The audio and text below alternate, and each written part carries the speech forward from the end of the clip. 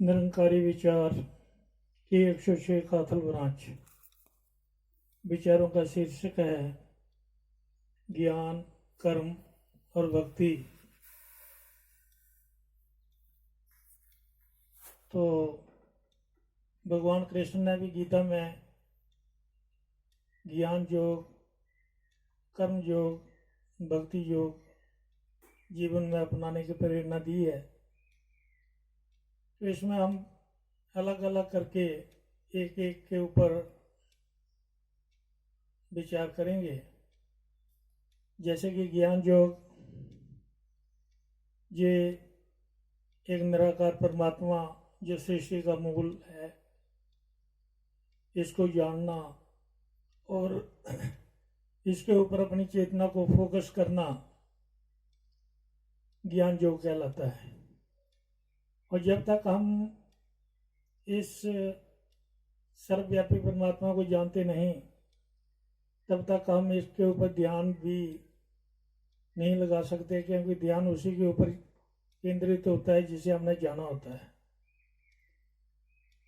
तो पहले सतगुरु की शरण में जाकर के इस ज्ञान को हमने जानना है, जिसके लिए कहा जाता है कि जब ये धरती अंबर ना थे, ना था ये संसार, तब तू था, तू ही रहेगा आगे भी करतार।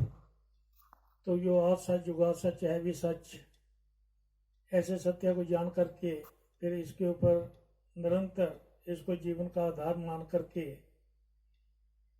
जीवन जीना ज्ञान जो कहलाता है। और इस ज्ञान को पा करके इंसान जो है ये सत्य और असत्य को अलग करके देखने में सक्षम होता है। वरना जब तक ये ज्ञान जीवन में नहीं आता, तब तक हम असत्य के ऊपर ही केंद्रित होते हैं और असत्य को ही सत्य मान करके धोखा खाते हैं और दुखी होते हैं। तो ज्ञान पा करके हमने सत्य और असत्य को निर्णय लेने में हमें सफलता प्राप्त होती है। फिर हमें ये भी पता चलता है कि ये सत्य और असत्य का जो एक ग्रंथि है, ये एक उपाधि का रूप बनती है। और ये उपाधि जो है ये एक ऊर्जा के क्षेत्र में आती है। तो ऊर्जा जड़ है और ये ज्ञान ये निराकार चेतन है। तो जड़ जो है ये चेतन के बिना कुछ भी नहीं कर सकता।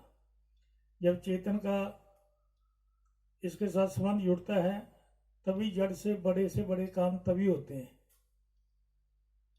तो इस तरीके से जड़ और चेतन की जो ग्रंथि है, जो उपाधि बनती है, तो इस उपाधि को समझ करके हम फिर इनका अलग अलग उपयोग करना एक कर्म योग में आता है। तो कर्म योग में हमने इस ज्ञान का सदुपयोग करने के लिए, जैसे प्रकृति है, फिर परमात्मा की रचना में 84 के जीव भी आते हैं। 84 के जीवों में बाकी कहीं भी कोई खतरा नहीं होता। सिर्फ मानव जीवन जब सामने आता है तो यहाँ पर खतरे दिखाई देते हैं, क्योंकि बाकी जितनी भी योनि हैं वह अपने निज स्वभाव से बंधी होती हैं, स्वभाव से बाहर नहीं जाती। और उन स्वभावों को जान करके उनके साथ व्यवहार किए जाते हैं और कहीं पर फिर हमें धोखा नहीं होता। लेकिन इंसान के प्रति जब हम एक जागरूक होकर के व्यवहार नहीं करते, तो कई बार हमें धोखे का सामना भी करना पड़ता है। इसीलिए जैसे बाइबल में कहा गया है कि सूरों को मोती मत डालो, ये मोतियों को पैरों के तले रौंद देंगे और उल्टा तो ये मारने भी आएंगे। वाणी में भी लिखा है कि चंदन लेप उतारे धोए, गंधर्व प्रेत भस्म संग होए। तो ये इंसान की फितरत जो है भिन्न भिन्न हमें देखने को मिलती है। तो इसलिए इंसान के प्रति सजग रह करके भला तो करना है, लेकिन वही अपने आप को बचा करके, क्योंकि कई बार डूबते को बचाते बचाते डूबने वाला बचाने वालों को ही डुबा देता है। और इस तरीके से एक जागरूक होकर के, जैसे कहा जाता है कि कर्म और ज्ञान का एक समन्वय बनाना होता है। कर्म को ज्ञान की आंखें चाहिए और ज्ञान को कर्म की टांगे चाहिए। जैसे एक उदाहरण दिया जाता है कि कहीं आग लगी थी, सभी गांव छोड़ करके चले गए और वहां पर एक अंधा और एक लंगड़ा फंसा रहा। फिर उन्होंने आपस में एकदम आवाज लगाई। जो लंगड़ा था उसकी आंखें तो देखती थी, तो उसने आवाज लगाई कि भाई साहब, आपके पास टांगे नहीं हैं और मेरे पास टांगे हैं, और आपके पास नजर है, मेरे पास नजर नहीं है। तो ऐसे करो कि आप मेरे कंधे पर बैठ जाओ और मुझे रास्ता दिखाते ही आओ, क्योंकि आपके पास आंख है और आपके पास टांगे नहीं है। मैं आपकी टांगे बन करके आपके साथ बढ़ूंगा और तुम मुझे एक आंख के रूप में सहारा दो। तो इस प्रकार वो दोनों बच जाते हैं। लेकिन ये दोनों चीजें जो हैं, ये ज्ञान और कर्म इंसान के व्यक्तिगत जीवन में दोनों के दोनों होने चाहिए। जब ज्ञान के द्वारा हम जन जन को देखना शुरू करते हैं, क्योंकि हर आकृति में प्रकृति है और प्रकृति के पीछे ये निरंकार है। तो हमने अपना अभ्यास करना है। जैसे कहा जाता है कि गुरुकुल में द्रोणाचार्य ने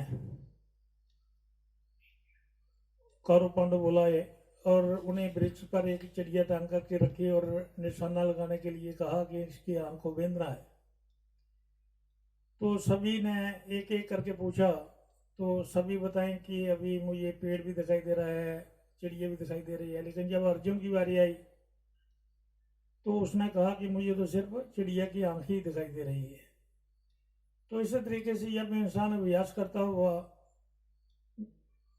हर उपाधि में, छोटी बड़ी सब में इस निरंकार का दर्शन करने का अभ्यास कर लेता है, तो फिर उसको दोनों आनंद मिलते हैं। दोनों आनंद, आत्मा को परमात्मा वाला आनंद और मन को शरीरों वाला आनंद, क्योंकि मन माया जाता है और आत्मा परमात्मा चाहती है। तो इस तरीके से अभ्यास करके इंसान दोनों अवस्थाओं में द्वंद्व खत्म हो जाता है, अद्वैत जीवन में आ जाता है और जीवन में कहीं पर भी फिर कोई संशय नहीं रहता, कोई मुश्किल नहीं रहती।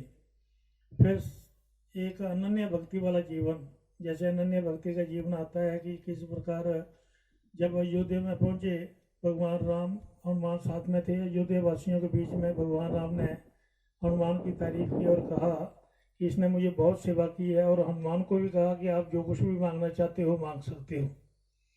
तो वहाँ पर हनुमान बहुत ही एक नतमस्तक होकर के हाथ जोड़ करके अरदास करते हैं कि प्रभु अगर इतने खुश हो तो मुझे भक्ति दान दे दो।